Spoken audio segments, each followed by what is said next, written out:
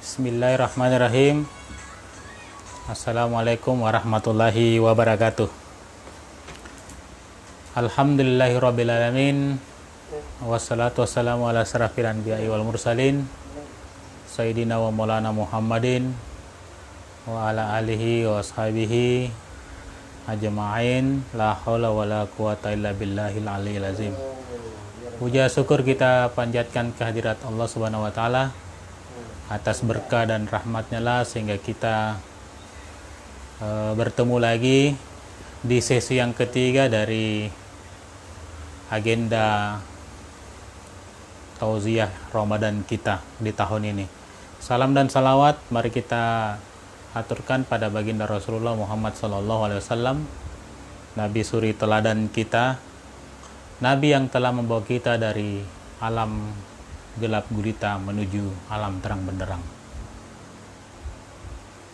Hari ini kita akan membahas tentang 3 dimensi hati. Ya, kita ketahui bahwa hati ini adalah sumber ketaatan, sekaligus adalah sumber penyimpangan. Yang ketiga, hati juga ini adalah merupakan remote control dalam diri manusia. Karena hati ini memiliki 2 potensi yang oleh agama, yaitu potensi menyimpang dan potensi untuk taat kepada Allah Subhanahu wa taala. Saudara-saudara kaum muslimin dan muslimat di mana saja Anda berada, 3 dimensi hati. Yang pertama adalah kalbun sahih atau hati yang suci. Suci dan bersih dari selain Allah Subhanahu wa taala. Hati yang selalu murni pengabdiannya hanya kepada Allah Subhanahu wa taala. Jadi kalbun sahih ini adalah hati yang semata-mata beribadah kepada Allah, melakukan sebuah aktivitas ibadah hanya diperuntukkan mendapat keridhaan Allah Subhanahu wa taala. Inilah yang dimaksud dengan kalbun sahih dalam posisi dimensi hati yang pertama. Dimensi hati yang kedua yaitu kalbun mayyit, hati yang mati. Hati yang mati, hati yang di dalam Al-Quran disebutkan sumum bukmun umyum fahum la yarjiun. Hatinya mereka tuli, mereka bisu, la yarjiun, tidak akan beriman kepada Allah Subhanahu wa taala. Kenapa? Karena fi qulubihim maradun, di dalam hatinya ada penyakit. Nah, hati yang mati ini nampak dalam perilaku hari-harinya, mereka kikir, rakus, dan sombong. Jadi kaum muslimin dan muslimat di mana saja Anda berada, jika setiap hari ya kita memelihara sifat sombong, kikir, maka lama-kelamaan hati ini akan menjadi mati ya, atau kalbun mayyit. Yang ketiga, dimensi hati yang ketiga adalah kalbun marid, hati yang sebenarnya hidup. Jadi kalbun marid ini hati yang sebenarnya hidup, namun kadang-kadang dia mati. Jadi kalbun marid ini bisa diibaratkan sebagai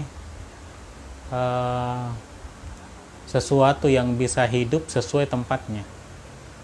Kalau dia berada dalam komunitas orang baik, maka dia menjadi baik. Kalau dia berada dalam komunitas orang jahat, maka dia ikut jahat. Nah, ini kalbun marid, atau lebih mudah kita sebutkan kalbun marid ini hati yang bimbang ya. Hati yang kadang-kadang hari ini bisa menjadi baik dan kadang-kadang hari ini juga bisa menjadi buruk sesuai situasi dan kondisinya.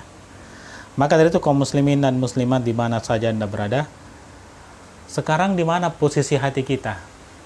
Apakah kita termasuk hati yang kalbun sahih, ya, hati yang hidup, kalbun mayyit, hati yang mati, atau kalbun marid, hati yang galau, hati yang bimbang, hati yang tidak memiliki prinsip, hati yang tidak konsisten? Nah, disinilah dalam bulan suci Ramadan ini sebenarnya ibadah yang kita lakukan adalah untuk menetapkan hati kita menjadi hati yang diridhoi atau kalbun sahih.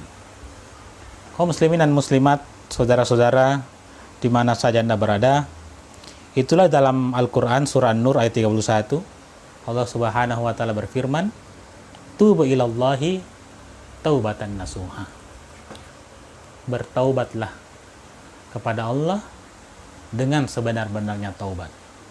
Jadi sebenarnya hati yang mati, hati yang marit, yang bimbang, ini sebenarnya masih bisa disembuhkan, bisa menjadi hidup kalau kemudian mereka tubu ilallahi taubatan nasuha, melakukan pertobatan secara nasuha, secara sungguh-sungguh.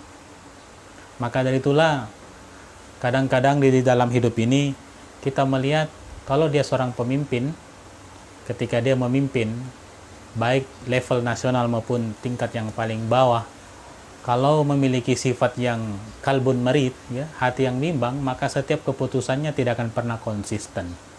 Setiap apa yang diputuskannya tidak pernah tetap. Mengapa selalu berubah-ubah? Mengapa? Karena memiliki kalbun marid. Hati yang bimbang, hati yang galau, sesuai dengan situasi dan kondisi di mana mereka berada. Lebih berbahaya lagi jika kita memelihara sifat kikir, sombong, angkuh, ria, sering membangga-banggakan apa yang kita miliki, ya, hanya untuk meningkatkan prestise kita di hadapan manusia, maka lama-kelamaan hati kita akan menjadi mati, kalbun mayit. Hati yang mati ini memang sangat sulit untuk diberi nasihat. Diberi nasihat atau tidak diberi nasihat sama saja bagi mereka, kata Allah Subhanahu wa taala dalam Al-Qur'an. La yarji'un, ya, mereka tidak mau beriman, tidak mau yakin terhadap apa yang kita sampaikan. Maka dari itu hati yang mayit, hati yang mati ini ibarat hati yang sebenarnya ketika mereka bergaul dimanapun berada, itu selalu menebarkan kebencian, selalu menimbulkan hoax di tengah-tengah masyarakat. Apalagi zaman sekarang ini, ya, era sekarang ini, begitu banyak beredar berita-berita hoax, berita-berita yang tidak benar, berita-berita bohong.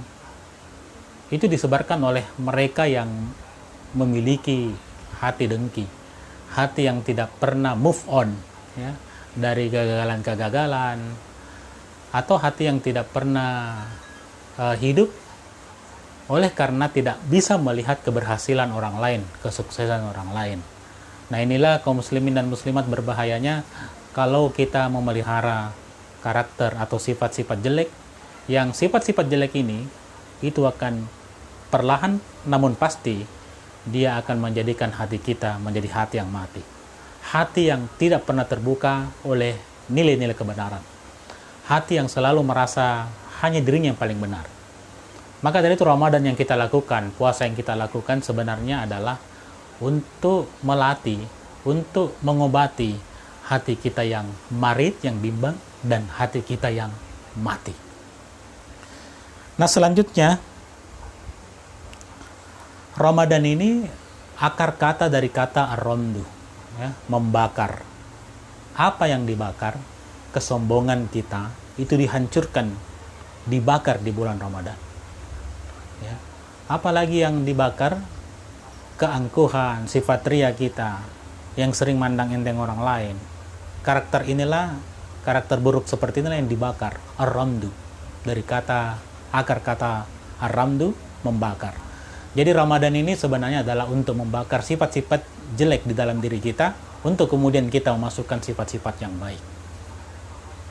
Maka dari itu di dalam Al-Quran, ya, banyak ayat yang bertebaran tentang bagaimana kita memelihara hati. Ada amalan-amalan yang paling bagus, ya, kita amalkan oleh yang diajarkan oleh ulama kita, Imamul Ghazali, agar hati ini tidak mati dan hati ini tidak marit, tidak bimbang. Yang pertama, ajaran dari Imamul Ghazali, bagaimana kita mengamalkan zikir 7. Zikir 7 ini adalah zikir 7 hari. Kita mulai dari hari Jumat, Sabtu, Ahad, Senin, Selasa, Rabu, dan Kamis. Hari Jumat kita baca zikir La ilaha illallah, ya. Hari Sabtu kita baca zikir Allah. Hari Minggu, Ahad kita baca Ya Hayyun Ya Qayyum. Hari Senin kita baca La haula wala quwata illa billahil aliyyil azim. Hari Senin kita baca Subhanallahal azim, dan seterusnya. Inilah zikir-zikir yang diamalkan oleh para ulama kita, yang diajarkan oleh Imamul Ghazali dalam rangka membersihkan hati kita yang dipenuhi dengan penyakit ria, penyakit sombong, penyakit ujub, ya, suka bangga pada apa yang dimilikinya atau apa yang akan diraihnya. Nah, amalan-amalan ini mudah-mudahan bisa menghancurkan sifat-sifat atau karakter-karakter buruk yang melekat di dalam dinding hati kita. Jika hati kita bersih dari penyakit hati, jika hati kita bersih dari berhala-berhala kesombongan yang tanpa sadar setiap hari kita sembah-sembah itu, maka insya Allah hati kita menjadi sahih. Hati kita menjadi kalbun sahih, hati yang bersih. Hati yang bersih suci yang mampu kita gunakan untuk bercermin.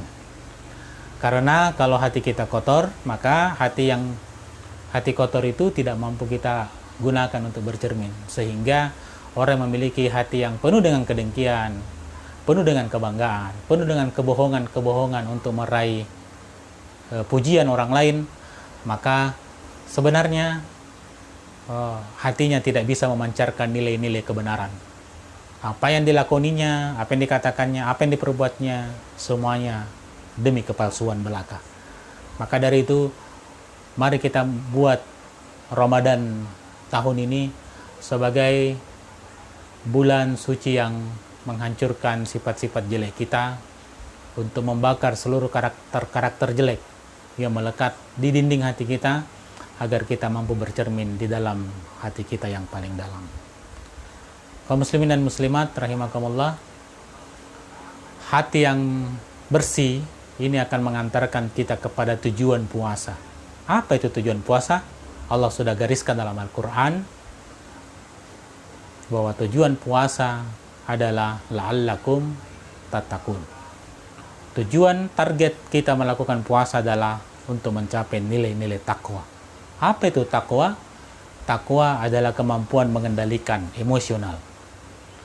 Emosi bukan hanya marah, emosi bukan hanya benci, tapi emosi itu adalah emosi kebahagiaan. Jangan terlalu bahagia kalau kita mendapat nikmat atau rezeki. Kendalikan emosi bahagia itu agar kamu tidak lupa akan nikmat Allah dan tidak memandang enteng orang lain. Sebaliknya, kalau engkau ditimpa beribu-ribu masalah, kebangkrutan, kerugian, apalagi saat ini kita ditimpa musibah virus corona di negeri kita, pekerjaan susah, untuk mencari pekerjaan susah, membeli sesuatu susah, maka jadikan Ramadan tahun ini, ya, bersihkan hati kita, prasangka baiklah dengan Allah Subhanahu wa Ta'ala. Insya Allah, Allah pun akan berprasangka baik dengan kita. Karena tujuan takwa ini adalah, tujuan puasa adalah meraih ketakwaan, kemampuan mengendalikan emosional. Saat marah, jangan terlalu marah, kendalikan emosi marahmu, karena besok lusa kamu bisa bahagia. Sebaliknya, kalau hari ini kita menderita, kita di PHK, susah mendapat pekerjaan, kendalikan emosi kesedihan itu. Karena insya Allah yakinlah bahwa besok lusa, matahari kebahagiaan masih terbit, masih datang kepada kita. Demikian, mudah-mudahan puasa kita bermakna dan menjadikan kita hamba-hamba yang bertakwa, hamba-hamba yang mampu mengendalikan emosional kita, sehingga kita terhindar dari kalbun mayit, hati yang mati, kalbun marid, hati yang bimbang, dan mudah-mudahan di bulan Ramadan ini kita mendapatkan kalbun sahih, hati yang bersih suci, yang diridhai oleh Allah Subhanahu wa Ta'ala. Wallahul muwaffiq ila aqwamit thariq. Wassalamualaikum warahmatullahi wabarakatuh.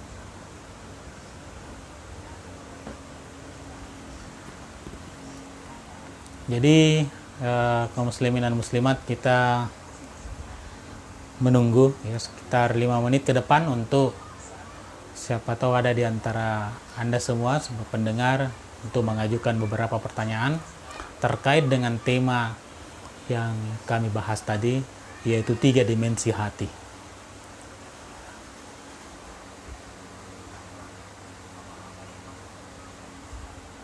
Oke, bagaimana? Ada yang mengajukan pertanyaan? Belum ada ya, sambil kita menunggu beberapa saat. Teman-teman sekalian, di bulan suci Ramadan tahun ini kita masih ada tema-tema lain yang akan kita bahas, ya. Masih ada beberapa hari untuk kita bahas, terutama nanti mengenai zakat, ya, bagaimana implementasi zakat itu, apakah zakat mampu mengentaskan kemiskinan, atau bagaimana sebenarnya syarat-syarat kita berzakat di bulan ini yang mungkin tidak sama metode dan tata caranya dengan tahun-tahun kemarin, ya. Bahkan di media sosial kita sudah mungkin banyak membaca bahwa zakat itu bisa melalui aplikasi, ya, pembayaran zakat bisa melalui aplikasi, ya, karena saat ini akibat wabah corona yang menimpa negeri kita, semua kita lakukan, ya, baik pembayaran pengumpulan zakat ini akan dilakukan secara sesuai dengan prosedur yang ditetapkan oleh pemerintah, apalagi di kota kita, di Kota Makassar, itu pemberlakuan pembatasan sosial berskala besar. Yang kedua yang ingin saya sampaikan, dalam bulan Ramadan ini, ya, terkhusus warga Kelurahan Macin Sombala, Kecamatan Tamalate, Kota Makassar, saat ini di RW 3, ya, di masjid kita, Masjid Siratal Mustaqim, ini sementara dalam tahap pembangunan, kelanjutan pembangunan lantai 2. Mungkin di antara kaum muslimin di mana saja berada yang ingin berdonasi, ya, ingin membantu penyelesaian pembangunan masjid, itu akan bisa menghubungi panitia pembangunan masjid yang mungkin sebentar akan tertera di layar kita.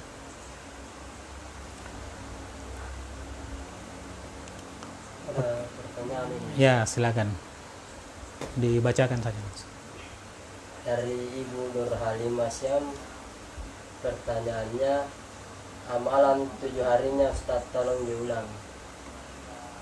Oh ya, jadi zikir Imam Al-Ghazali ini untuk membersihkan hati, ya, untuk membersihkan, untuk agar dosa-dosa kita diampuni oleh Allah, dikenal dengan zikir 7, ya. Kenapa disebut zikir 7? Karena dia terdiri dari 7 hari, ya, dibaca setiap 7 hari. Saya mulai dari hari Jumat, ya. Hari Jumat kita baca ya Allahu, ya, zikirnya ya Allah kita bisa baca 99 kali selesai sholat fardu, ya. 99 kali ya Allahu. Kemudian yang kedua, di hari Sabtu kita baca zikir la ilaha illallah, juga bisa dibaca 99 kali selesai sholat fardu. Kemudian hari Ahad atau hari Minggu, ya, kita baca ya Hayyun ya Qayyum. Jadi zikir di hari Minggu ini ya Hayyun ya Qayyum. Kemudian hari Senin la haula wala quwata illa billahil aliyil azim, ya. Kemudian hari Selasa subhanallahil alazim.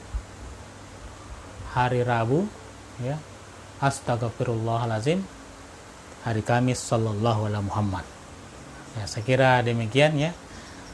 Untuk selanjutnya Ibu bisa ulang-ulang, nanti diputar-putar videonya untuk pengulangan-pengulangan selanjutnya. Terima kasih. Ada lagi? Kita tunggu lagi satu.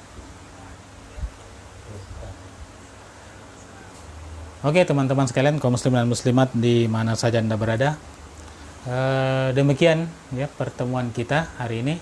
Mudah-mudahan apa yang kami sampaikan bisa bermanfaat, terutama buat diri kami pribadi dan seluruh kaum muslimin dan muslimat di mana saja Anda berada, ya. Insya Allah kita akan ketemu, ya, besok pada waktu yang sama. Terima kasih. Wallahul waliyut taufiq wal hidayah. Wassalamualaikum warahmatullahi wabarakatuh.